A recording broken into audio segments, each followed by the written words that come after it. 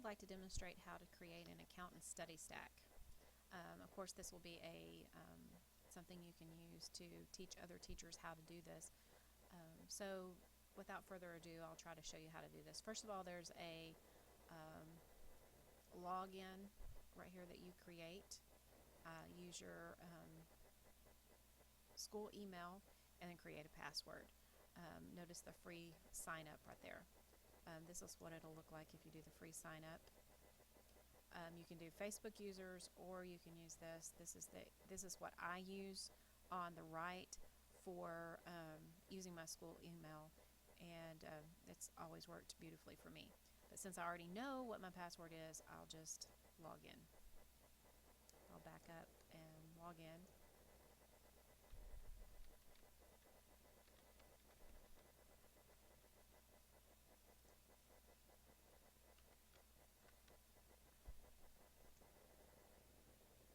Okay, this shows all of the different stacks that I have created.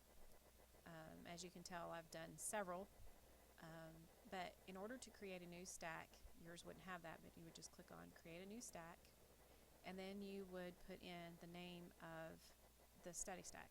For example, the first vocabulary set that we'll have will be on scientific inquiry, so I would put vocab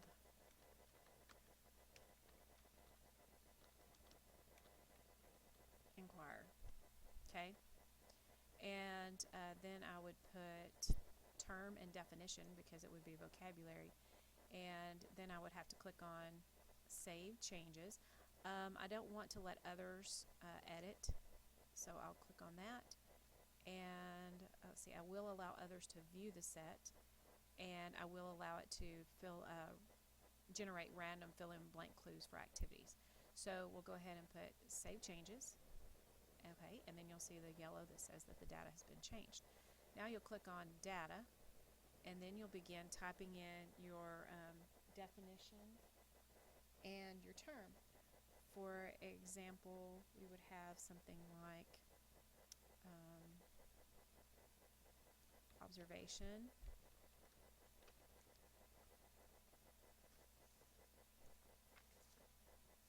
and then we would type in the definition on the next part. Oh, excuse me. You have to tab over to get to the next section.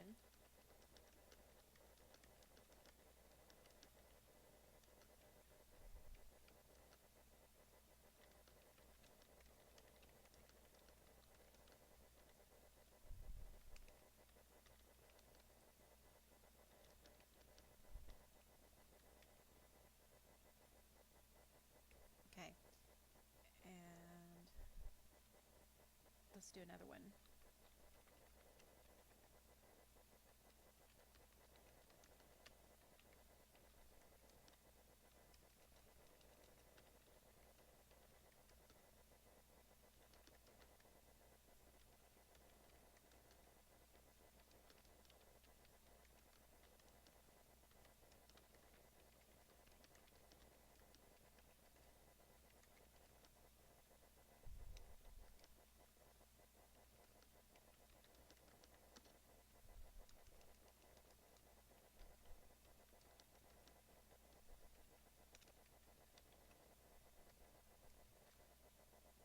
Okay, I have done lists up to 70 words in one of these study stacks for a semester review. I know Mr. Pendergrass's class uses a lot, but anyway, I just kind of wanted to show people how to use this.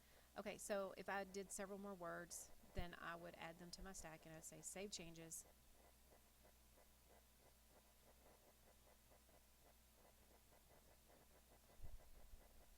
Oh. Okay, there we go. Now my data has been saved, okay?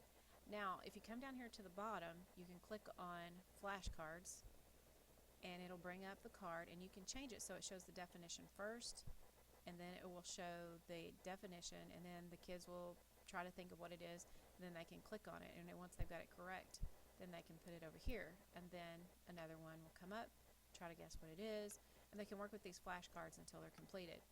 Okay, the nice thing about this is there's other things. We have a matching game where they can use that, and they randomly pull from the list. I try to discourage them from using Hangman. There's another one called Study Stack, which is like this, where again they're pretty much doing like flashcards. Let's see, you can also look at it from a study table where it shows the definition, and then you can do the observation, or the definition and then the word on the side. You can reshuffle it. I take these and then add these to my blog. I create a link and put them in my blog. My students last year came to depend on this when studying for vocabulary. It's a good tool for the younger middle school children or students to learn how to do this, and then as they get in high school they can create their own study stacks. So I hope you find this helpful.